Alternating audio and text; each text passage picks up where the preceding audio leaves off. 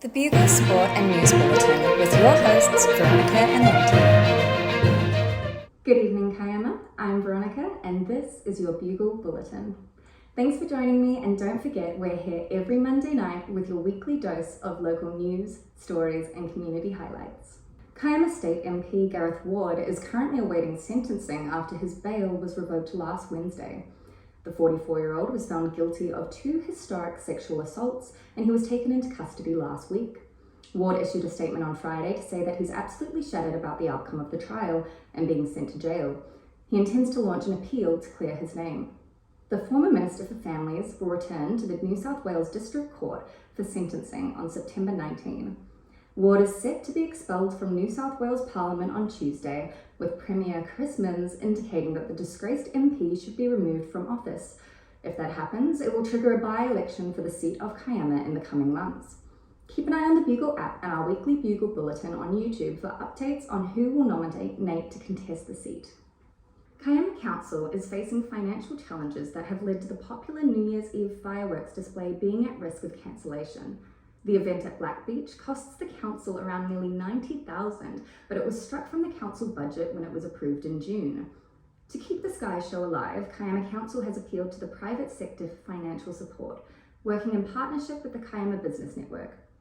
Mayor Cameron McDonald confirms several expressions of interest have already been received from potential sponsors.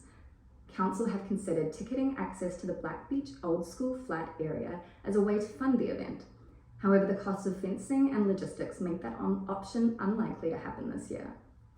A final decision of the fireworks is expected to be made next week at council meeting following discussions with Destination Kiama. On Sunday, the Gerringong Town Hall was buzzing with energy as locals came together to support the Alchemy Chorus in their very first solo performance. This unique, dementia-inclusive choir was founded in 2022 and has already grown to over 50 members, with around 2/3 of them either living with dementia or closely connected to someone who is.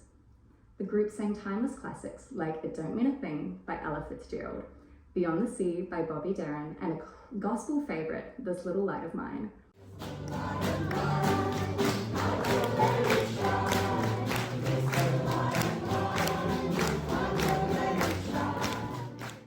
The concert wrapped up with an encore and a standing ovation. A huge congrats to everyone involved. Now, over to Leighton to find out the latest in sports and arts. Thanks, Veronica.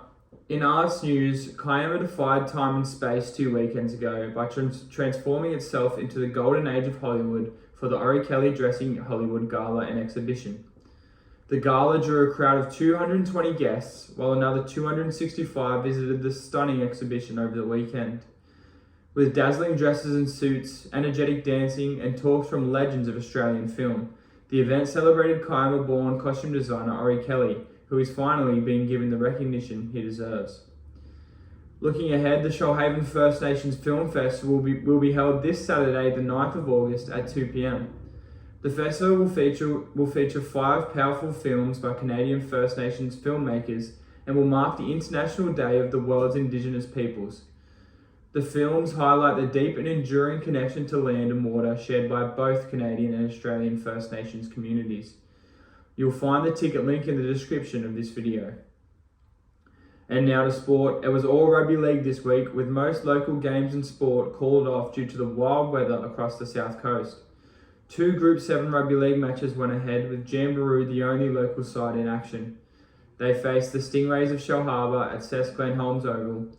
Despite going toe-to-toe for most of the match, Jamboree were outplayed in the final 20 minutes, going down 42 points to 16.